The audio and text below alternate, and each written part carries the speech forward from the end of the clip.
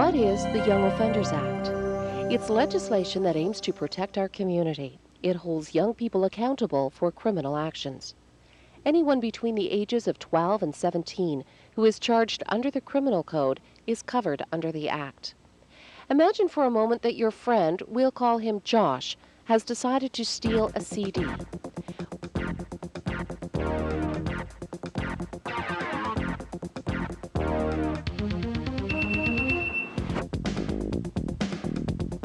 When a police officer charges him with theft, Josh must first be informed of his rights. He has the right to know what he is charged with and the right to talk to another adult or a lawyer. He may have a lawyer or adult with him in the event he gives us, the police, a statement. Let's follow him through the legal process, from his first encounter with us to his final appearance in court. When we stop Josh for an offense, we will deal with him in one of three ways.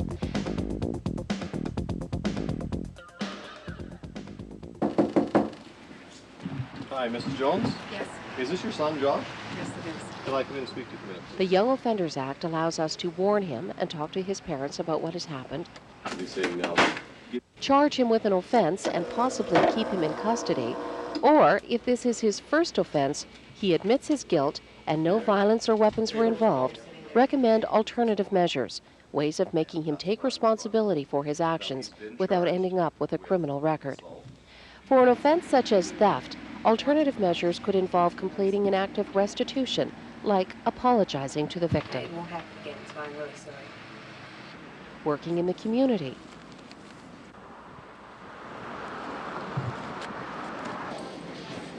Or undergoing counseling. The agency he deals with will be responsible for reporting back to us, and Josh will be charged if he does not complete the measures. Now let's imagine that Josh has convinced his little sister, who is under 12, to commit a break and enter.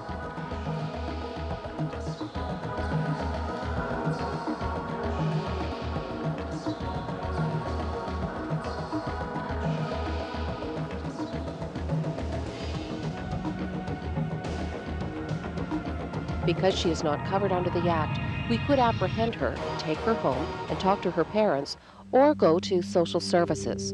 Social services does have the power to take her out of her parents' care if she's out of control at home. If Josh is over 14, he may be sent to adult court. Being charged with a serious offense or having a serious criminal record are other factors that could affect this decision. Josh may have to attend adult court if he's 16 or 17, charged with murder, attempted murder, manslaughter, or aggravated sexual assault, or if the judge does not make an order for the trial to stay in youth court.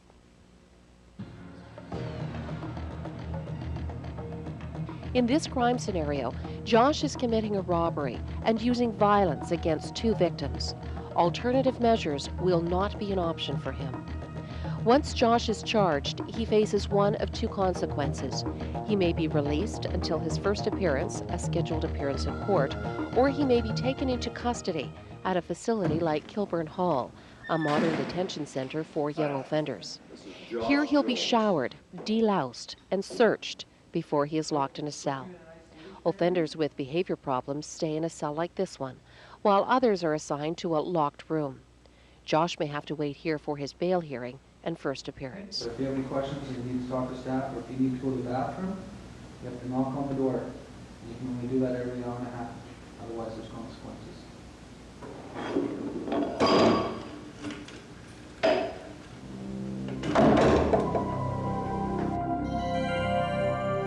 Once at the courthouse, the Crown Prosecutor may agree to release Josh until his first appearance. If not, he'll remain in custody 1 or 2 days to await the bail hearing. If we did not give Josh the option of alternative measures, he may request them from the Crown Prosecutor. Completing these measures will result in the charges against him being dropped, a clean criminal record. The agency will be responsible for reporting back to us, and Josh will return to court if he does not complete the measures. Let's imagine Josh is not given any options and he must proceed to the bail hearing. Josh? Here, the judge will decide whether or not to release Josh and set the date for his first appearance. If his parents or other adults attend court with him, his chances of being released will be better. At his first appearance, an appointed person will read out the charge against Josh. The judge will ensure he understands the charge and ask Josh how he pleads. Do you plead guilty or not guilty to these charges? Not guilty. Your Honor, we're going to be requesting that he be released in the custody of his parents. If Josh does not have a lawyer, the judge will ensure legal representation. He will either appoint a private lawyer or send Josh to legal aid. The judge can postpone court to allow Josh the time required to talk to his legal counsel. If Josh pleads not guilty, the judge will set a date for his trial. At trial, the judge will listen to the evidence and determine whether he is guilty or not. He's never done anything like this before. If Josh pleads guilty, the judge will sentence him or postpone sentencing to a later date. In that case, I would order that Mr. Jones be remanded in custody until 2 p.m. tomorrow. That's the day you're supposed to go to races. Mr. Jones, you will have until then an opportunity to talk to your lawyer, bring you back to court, and then we'll deal with your case. Let's take a look at the consequences Josh faces if he is found guilty. He might be given an absolute discharge or a conditional discharge. He may have to pay a fine. He may have to return or pay for the replacement of stolen or damaged property. Other options are doing community service work or personal services for the victim, such as staining boards for a fence. Josh could be sentenced to probation for up to 2 years, or he could be placed in open or secure custody for a period of up to 3 years. Secure custody would limit his privileges and preclude him from leading a free lifestyle in the community. Kilburn Hall is a secure custody facility. It has several recreational areas and classrooms, but rooms remain locked. Behavior is monitored closely, and consequences for bad behavior are strictly enforced. For example, the facility's consequences for uttering threats is 24 hours of room time. Since threatening is a criminal offense, charges could also be laid. Open custody would mean Josh would have some freedom to go to school or enroll in programs while he is living in a monitored environment. Yarrow Youth Farm is an open custody facility similar to group homes situated throughout Saskatoon. Had Josh committed murder, his disposition could last up to 10 years, 6 of which may be in custody. Before the judge sentences Josh, he listens to any suggestions made by the Crown prosecutor, Josh's defense lawyer, parents, or the youth worker assigned to his case. To get a better understanding of Josh's life, the judge can ask for a predisposition report, a report written by his youth worker after talking to him, his parents, teachers, and other people associated with Josh. This may also influence the case for or against him. Let's take a look at Josh's record once all is said and done.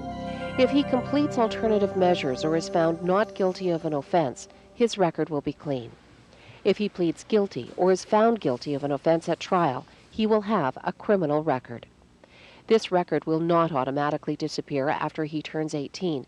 It may make it difficult for him to get a job or travel to other countries. If Josh gets into further trouble with the law, the record may make it hard for him to get out on bail. It could also result in a harsher sentence if he's found guilty of another offense. Because Josh is a young offender, his criminal record will not necessarily be permanent. He can wipe the slate clean if he starts making positive choices in his daily activities and is not convicted of another offense for a certain period of time. The record will cease to exist 1 year after an absolute discharge or 3 years after a conditional discharge. A less serious charge requires a 3-year period of no criminal activity, while a serious offense requires 5.